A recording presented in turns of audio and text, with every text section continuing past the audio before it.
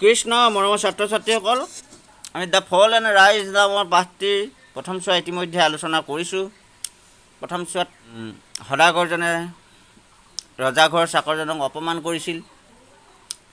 তাৰপিছত কি হ'ল, অপমান কৰাৰ পিছত ৰজাঘৰীয়া চাকৰজনে নিজৰ মনতে সংকল্প লৈছিল যে যেনে তেনে কৰি সদাগৰজনক ৰজাই বেয়া পোৱা মই কৰিমেই বুলি সংকল্প লৈছিল। তাৰপিছত পিছদিনা যেতিয়া ৰজাই আধা হাড় পাই যেতিয়া বিচনাত শুই আছিলে, তেতিয়া ৰজাৰ বিচনাৰ ওচৰত গৈ কিবা মুখত ভুৰভুৰাই আছিলে চাকৰজনে, নহয় জানো? তাৰপৰা চাকৰজনে ভুৰভুৰোৱাৰ পিছত কি হ'ল, চাকৰজনে কৈ দিছিলে কি ৰাণীয়ে সদাগৰজনৰ লগত ধেমালি কৰি আছে, মই দেখি আহিছোঁ, তেনেকৈ বুলি কৈ দিলে। ৰাণীক সদাগৰজনে পলুৱাই নিব সেই বুলি ভয় খুৱাই দিলে ৰজাক। যেতিয়া ৰজাই উচাত মাৰি উঠিলে, তেতিয়া মই কি কৈছোঁ মই একো ধৰিব পৰা নাই বুলি কৈ দিলে। মই কি কৈছোঁ ধৰিব পৰা নাই বুলি যদিও ক'লে,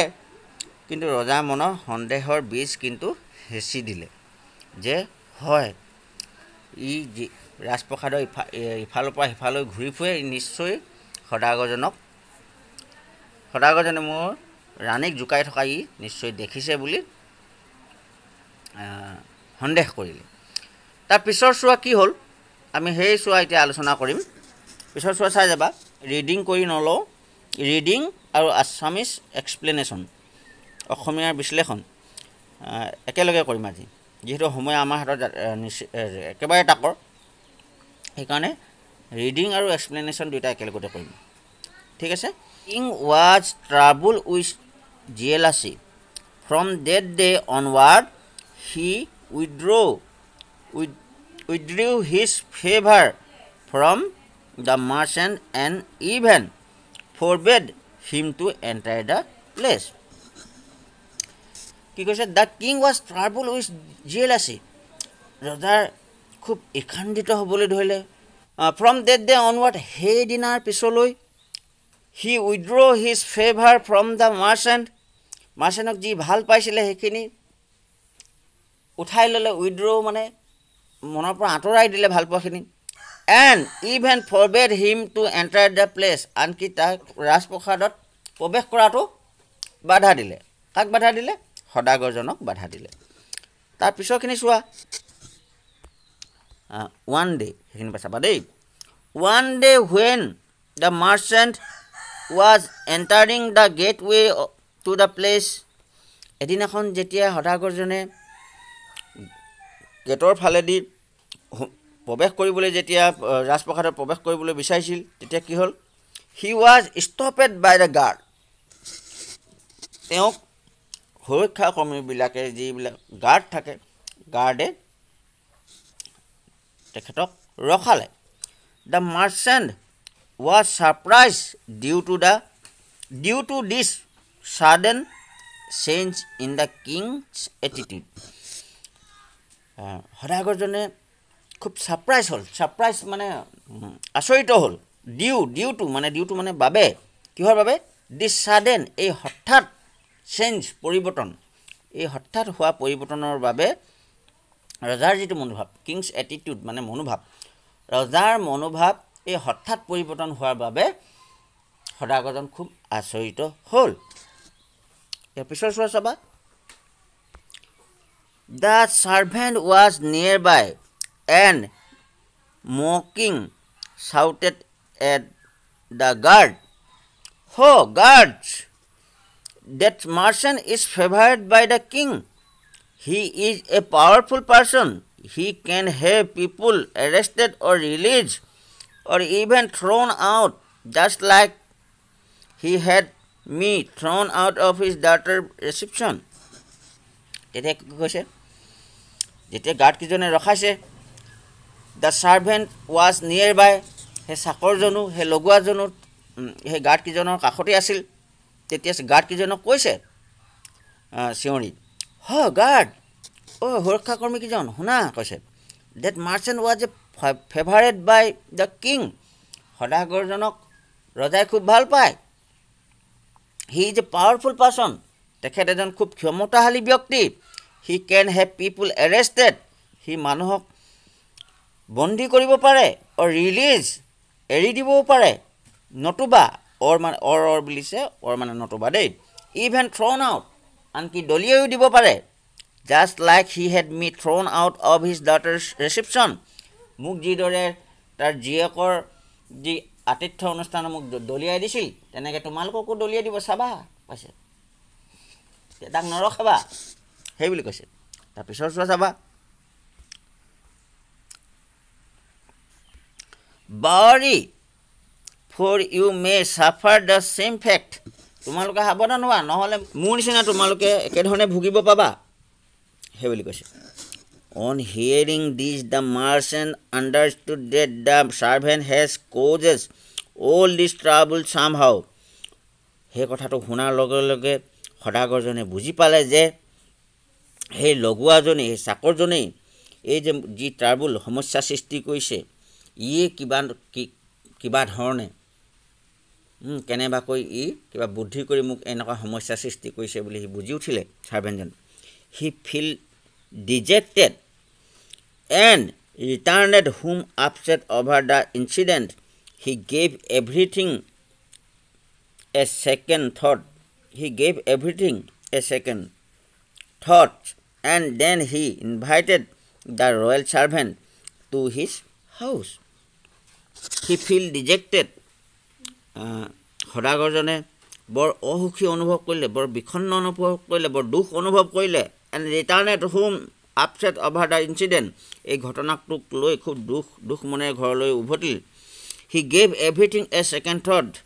and then he invited the royal servant of his house. He সব কথা ভাবি সেই কথাটোতে মনোযোগ দিলে তাৰপিছত ৰয়েল ছাৰ্ভেণ্টজন যিজন ৰজাঘৰৰ চাকৰ আছিল সেইজনক ঘৰলৈ বুলি মাতি পঠালে he treated his servant with utmost respect and flattered him with a gift and garment তাৰপিছত মাতি পঠাৰ পিছত কি কৰিলে ঘৰলৈ সেই ৰাজকীয় যিজন চাকৰ সেইজনক মাতি লৈ কি কৰিলে খুব সন্মান দিলে আৰু ফ্লেটাৰেট মানে তোষামোদ কৰা ফ্লেটাৰেট মানে খুব ফুলাই দিলে একদম আপুনি খুব ভাল তেন আপোনাৰ নিচিনা লগোৱা নাই সেই যে আমি ঘৰুৱা ভাষাত কওঁ একদম ফুলাই দিছে দেই একদম পূৰা বুলি খুব প্ৰশংসাই উপচাই দিয়াটো সেইটো অধিক প্ৰশংসা কৰা ফ্লেটাৰ মানে কি যিমান পৰিমাণৰ প্ৰশংসা কৰিব লাগে তাতকৈ বেছি প্ৰশংসা কৰি দিয়ে মানে একদম তেনেকৈ প্ৰশংসা কৰিছে উইথ গিফ্ট এণ্ড গাৰ্মেণ্ট আৰু লগতে কি দিছে অন্যান্য ধৰণৰ উপহাৰ দিছে আৰু গাৰ্মেণ্টছ মানে অন্তৰ্বাস দিছে অন্তৰ্বাস মানে কি গেঞ্জি ধৰি লোৱা আণ্ডাৰৱেৰ যিবিলাক সেইবিলাক দিছে আৰু অন্যান্য উপহাৰ দিয়াৰ পিছত কি হ'ল হি ছেইড আৰু তেখেতে ক'লে ছেইড কাইণ্ডলি অ' ফ্ৰেণ্ড খুব বিনয়েৰে কৈছে ছেইড কাইণ্ডলি মানে খুব বিনয়েৰে কৈছে O' friend that day I did not have you thrown out due to anger সেইদিনা মই আপোনাক খং উঠাৰ বাবে দলিয়াই দিয়া নাছিলোঁ নহয় but it was improper of you to occupy the seat reserved for the royal nobles তোমাৰ এইটো সঠিক হোৱা নাছিলে তুমি সন্মানীয় ব্যক্তিসকলৰ বাবে সংৰক্ষণ কৰি থোৱা আসনখন দখল কৰি লৈছিলা দে ফিল ইনচাল্ট আৰু এইখিনিতে যি সন্মানীয় মানুহসকলে লাজ পাইছিলে and out of the compulsion I had to throw' you out please forgive me মই খং দমাব নোৱাৰি তোমাক দলিয়াই দিলোঁ প্লিজ ফৰগিভ মি মোক ক্ষমা কৰি দিয়া না তেনেকৈ কৈছে The servant was already flattered with all the gifts and he was full of joy. ছাৰ্ভেণ্টজনকতো অলৰেডি গিফ্ট দিলে আৰু তেওঁক অতিশয় প্ৰশংসা কৰিছে সেইবিলাকৰ পৰা অলৰেডি আনন্দিত হৈ আছেই যেতিয়া ক্ষমা খুজিলে তেতিয়া কি বুলি ক'লে ছাৰ আই ফৰগিভ ইউ মহাশয় মই আপোনাক ক্ষমা কৰি দিছোঁ নহয় you have not only express your regrets but also honored me with utmost respect আপুনি আপোনাৰ মনৰ দুখেই মোক প্ৰকাশ কৰা নাই ৰিগ্ৰেটছ মানে দুখ মনৰ দুখ এক্সপ্ৰেছ মানে প্ৰকাশ কৰা আপুনি কেৱল মোক মনৰ দুখেই প্ৰকাশ কৰা নাই but also' honoured me with utmost respect আপুনি মোক যিমান পাৰি সিমান সন্মান প্ৰদান কৰিছে আজি সেই বুলি কৈছে এতিয়া তাৰ পিছত চোৱা কি হ'ল চাওঁ আহাচোন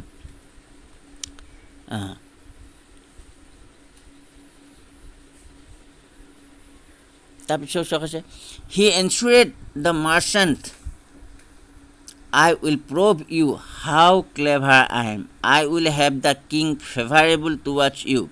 like he was before. The servant went back home. He ensured the merchant. তেখেতে সদাগৰজনক এনচুৰেড মানে কি কৰিলে সুনিশ্চিত কৰিলে যে I will prove you মই আপোনাক প্ৰমাণ কৰি দিম how clever I am মই যে কিমান বুদ্ধিয়ক I will have the king favorable towards you আপোনাক ৰজাই ভাল পোৱা কৰি দিম লাইক হি বিফোৰ আগতে আপোনাক যিদৰে ভাল পাইছিলে ঠিক তেনেকৈ ভাল পোৱা কৰি দিম the servant went back home আৰু লগোৱাজন ঘৰলৈ ঘূৰি গ'ল early next morning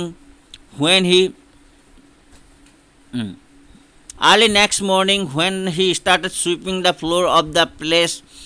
he waited till when the king was lying half awake দ্বিতীয় দিনা ৰাতিপুৱা when he started sweeping যেতিয়া সফা কৰিবলৈ লৈছিল মজিয়াখন sweeping the floor of the place ৰজাঘৰ he waited he ৰৈ আছিল till তেতিয়ালৈকে ৰৈ আছিল when the king was lying half awake যেতিয়া ৰজাই আধা হাড় পাই হেঁপাহে শুই থাকে সেই অৱস্থাত লৈ সি ৰৈ আছিল চাকৰজনে when the opportunity came যেতিয়া সুযোগটো আহিল when the opportunity came মানে কি যেতিয়া সুযোগটো আহিল he started sweeping around his bed and started mumbling he পুনৰ ৰজাৰ বিছনাৰ চাৰিওফালে মজিয়াখন চাফা কৰিবলৈ ল'লে লৈ কিনে আকৌ পুনৰ মুখত ঘূৰাবলৈ ল'লে our king is crazy he eats cucumber in the lavatory আমাৰ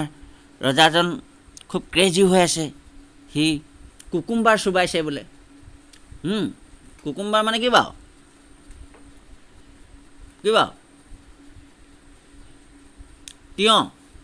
তিয়ঁহ লেবৰেটৰীত তিয়ঁহ চুবাইছে বোলে তেনে বুলি কৈছে on hearing this the king was taken back এই কথাটো যেতিয়া কি ৰজাই শুনিলে শুনাৰ লগে লগে he got up angrily and shouted at the servant ঝাপমাই উঠিলে ৰজাই চাকৰজনক কৈছে কি কৈছা তুমি what nonsense do you talk about কি মুখৰ এই সব কথা কৈ আছা বুলি কৈছে had you not been by royal servant I would have punished you dearly তুমি এইবিলাক কৈ আছা তুমি এজন ৰজাঘৰৰ লগোৱা নহয় মই তোমাক এইবিলাক কৈ থকা কাৰণে মই তোমাক এইবিলাক কৰিবলৈ সাহস কৰিছে মই তোমাক ইয়াৰ কাৰণে শাস্তি দিম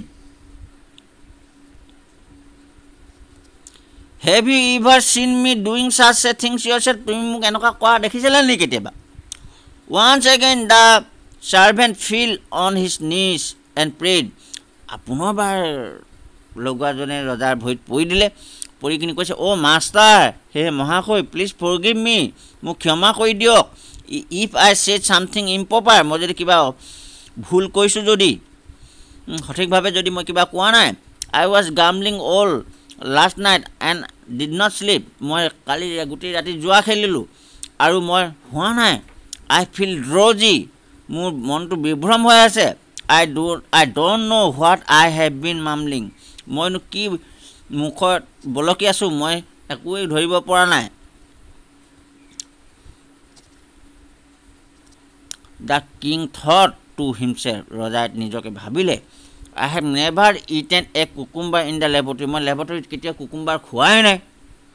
what he mumbled about me মোৰ বিষয়ে সি কি কথা কৈছে এইবোৰ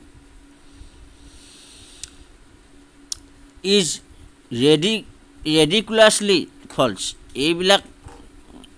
একেবাৰে অত্যন্ত মিছা কথা এইবিলাক surely then what he mumbled about my trusted merchant the other morning must have been ridiculously false too. ই যে এইবিলাক এনেই জিতিখন কৈ আছে মোৰ মৰমৰ সদাগৰজনৰ বিষয়ে যি কৈছিলে মই ভাল পাওঁ মই বিশ্বাস কৰোঁ মৰমৰ নহয় মোৰ ট্ৰাষ্টেড মানে বিশ্বাসৰ মোৰ বিশ্বাসী সদাগৰজনৰ বিষয়ে যি কথা সেই আনদিনা ৰাতিপুৱা যিটো কথা কৈছিলে এইটো সি এনেকৈ কিবা এনেই বিভ্ৰম হৈ বলকিছিলে এইটো সঁচা কথা নহয় বোলে তেতিয়া কি হ'ল It was improper of me to mistreat the merchant. মোৰ কাৰণে এইটোতো ভাল হোৱা নাই মই মাৰ্চেণ্টজনক বেয়া ব্যৱহাৰ কৰিছোঁ এইটোৱে যিটি বলকি থাকে এনেই He onward after all he has been so efficient in the whole administrative system he wondered সি আকৌ ভাবিবলৈ ল'লে আফটাৰ অল মুঠৰ ওপৰতো সি গোটেই প্ৰশাসনিক ব্যৱস্থাটো খুব সুন্দৰভাৱে পৰিচালনা কৰে দক্ষভাৱে that without him it has become slack এই প্ৰশাসনিক ব্যৱস্থাটো সি কেতিয়াও দুৰ্বল হ'বলৈ নিদিয়াকৈ ধুনীয়াকৈ চলাই থাকে বুলি কৈছে Thus having considered carefully the king invited the merchant to the palace and flattered him with gifts, jewels and garments এনেকৈ কি হ'ল ৰজাই বিবেচনা কৰিলে খুব কেয়াৰফুলি খুব হটকটাৰে বিবেচনা কৰিলে the king invited the merchant সদাগৰজনক ৰজাই মাতিলে টু দ্য প্লেচ মানে ৰাজপ্ৰাসাদলৈ মাতিলে and flattered him with gift আৰু লগতে কি কৰিলে প্ৰশংসাৰে উপচাই দিলে বুজিছেনে তুখামুঠ কৰিলে কি দি গিফ্ট দিলে জুৱেলছ অলংকাৰ দিলে আৰু লগতে গাৰ্মেণ্টছো দিলে he reappointed the merchant to the his previously held position সি পুনৰ আগৰ পজিশ্যনতে মাৰ্চেণ্টজনক নিয়োগ কৰিলে and favoured his service as before আৰু আগৰ ধৰণে তেওঁ কাম কাজ চলাই নিবলৈ ক'লে দ্য ৱাইজ ইন ডিড চে জ্ঞানী লোকে কয় one should treat one and all even the lowest with respect one should treat one and all even the lowest with respect